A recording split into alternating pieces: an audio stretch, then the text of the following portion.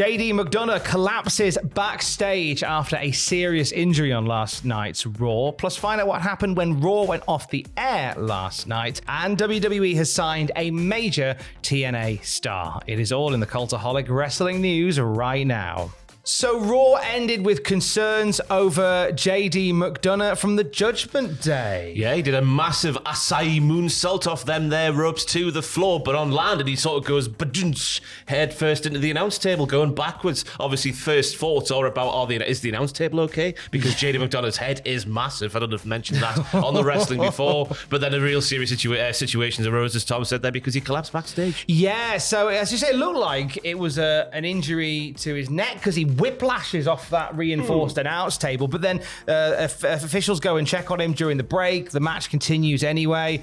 He takes a kick to the back of the head at one point. I'm like, that's probably not a great thing to do. And then few fans in the arena captured footage by the entranceway to the arena, and you can see that JD McDonagh has got backstage and then just hit the deck, which led to a lot of concern. He was taken to hospital after mere moments after that.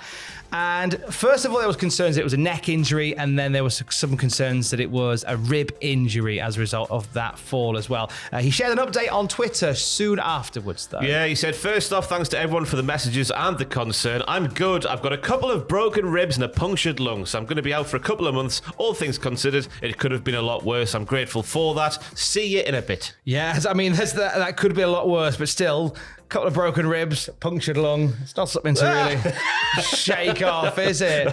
But that's JD McDonagh out of plans for WrestleMania, I would have thought. And he might come back around WrestleMania if it's a couple of months, yeah.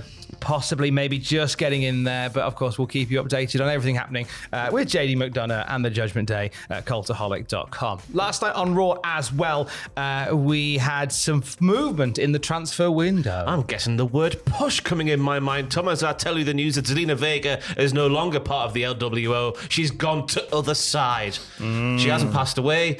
She's just moved brands in the wrestling. That's it. She's been moved to SmackDown as part of the transfer window. And I agree, push is in my mind as well. Push her in front of Charlotte Flair. Yeah, so this is Zelina Vega going solo. Her last night on Raw, she accompanied Rey Mysterio to the ring. She had a selfie afterwards with Rey, saying that she's going to rep Rey and the LWO on SmackDown going forward. Yeah, push. That's all I can think. Because she got a sort of mini push. Was it last year or the year before? I can't quite remember because my timeline is all messed up. But she is fantastic. Not only in the ring, but also with mic in hand, which is a rarity, some might say, in certain quarters. Yeah. So WWE announced as well, as Zelina Vega moves over to Friday nights, that the Rumble this weekend is going to mark the end of the transfer period. The transfer window is closing, Ross. And you know, as a football man, this is normally the exciting bit because you'll have like the countdown on Sky Sports News. You'll see people go, oh, I've just seen them coming out of a Greg's near SmackDown. That must mean what's that? Is that Giovanni Vinci in the Raw car park with his hand out the window wearing a yellow tie? What's going on? If you're American, that means nothing, but it's just a staple over here with a football transfer window, Jim White and his yellow tie. We've just heard that we've seen Carmelo Hayes in the NXT car park. No, don't go in the NXT car park! Oh, no. No, he is dead. He's dead. That's two people that have died so far today. So during the transfer window period, we've seen obviously Zelina Vega, as well as the Wyatt Six, Braun Strowman, The Miz, and Damian Priest moving from Raw to SmackDown, and then from SmackDown to Raw, A-Town Down Under and Bayley.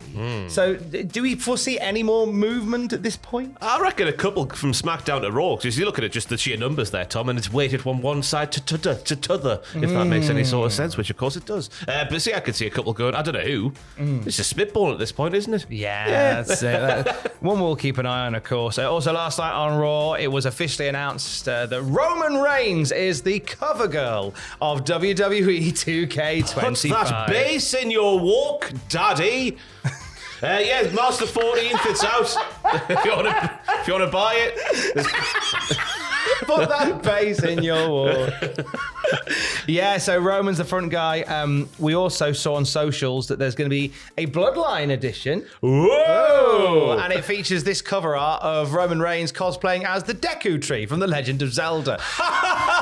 Gaming reference, just for you, Ross. Yeah. Really good. If you get that one, by the way, you get basically it just reveals that all the new and OG Bloodline are in the game. Yeah. So I'm ready to play as Jacob Fatu and win all the belts. Arse Braun Strowman in the face 50 million times, make him bleed, go and have tea downstairs with me mum. That's how I'm going to play 2K25. And there's also a Dead Man edition of 2K25 where you can celebrate The Undertaker here in 2025. Do you know what? The one thing I always wish that a wrestling game would do is a celebration of The Undertaker, maybe with all his gimmicks in there at once. Yes. If only a video game would pull their finger out and do that eventually. Oh, maybe a WrestleMania mode at some point. That'd be a great idea. No, but all jokes aside, we're going to get basically the entire series of the decades of destructions that have come from The Undertaker, Biker Taker, Dead Man Taker.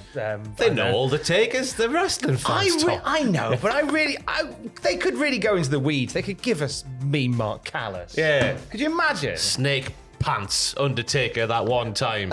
Yes. I'm not in gimmick on SmackDown 1999 Undertaker. The ones, when he wore what was believed to be the Godfather's lovely trousers for that Survivor Series match. I want, if you've been watching and listening to the Cultaholic Classic SmackDown review, I want 02 Undertaker with the indestructible cast on his arm. Because remember, when a wrestler has a cast on their arm, they are 3 times more powerful. Not protecting a broken hand, but it's a powerful weapon. Yeah. So I want that in the game. Yeah. That'd be nice. It makes sense, Tom, because the arm inside the cast is stationary and it can't possibly move. Absolutely. That's exactly how physics works. Should say as well, the pre-orders get the wide 6s as well.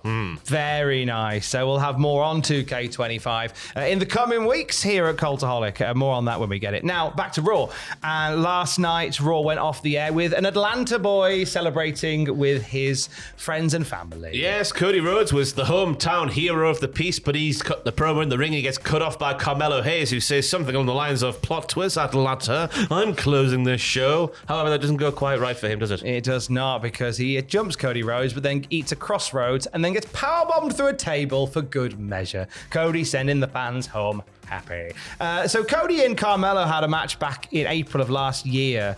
I wonder whether this is just a feed to Cody to send the fans home happy, or whether we might get a Carmelo Cody thing at some point. I reckon it's the former at this current point, because watching SmackDown each week, JD McDonagh, Carmelo Hayes' role is just to make other people look better than they actually are currently.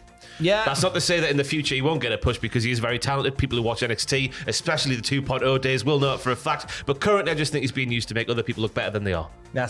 So maybe you're right. Maybe for now, just make Cody look good. But in the future, you never know, do you? You never know. Speaking of... I was going to do a segue, Tom. You never know what might happen in the future. That's why you call the Sidekicks. And that's going live later when I call a Sidekick to find out who's going to win the men's and the women's Rumbles of 2025. So last year, we had some fun with this. Yes. And this year, is it the same Sidekick or is it new? Well, I had to ring sidekicks? 5, Tom, because the first 4 I called said, we don't do that sort of thing. Go away. So we got lucky last year, because the first one I called, he was like, Michael Thomas, which obviously means Tommaso Ciampa, and he mentioned Julie, which obviously meant Julia. Those didn't come quite right, but this year I found one, and the picks are quite sensible.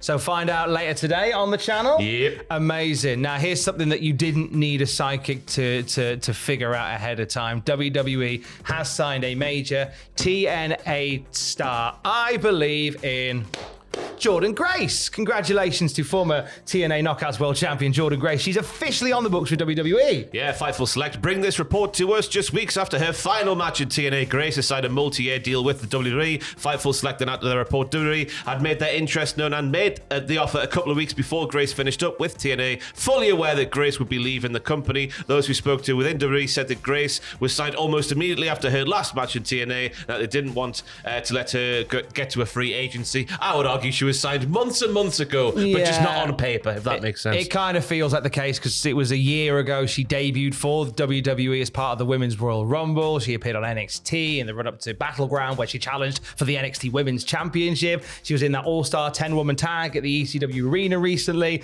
They've definitely got eyes on Jordynne Grace, but I would love to see Jordynne Grace move up to the main roster as opposed to have another run in NXT. Yeah, the NXT Women's division is so stacked. I know that the prospect is there for the Zarya feud, just to give give Zarya something like a proper launching point in NXT, because obviously Grace is a hoss, Zarya is a hoss, we can do a hoss off. But I would argue that the main rosters in particular are far more sparse at the moment, and someone like Jordynne Grace fleshing them out would be welcomed. It would be very much welcomed, as you have been. For the very latest wrestling news at any time, you can check out cultaholic.com. Stay safe. Love you. Bye.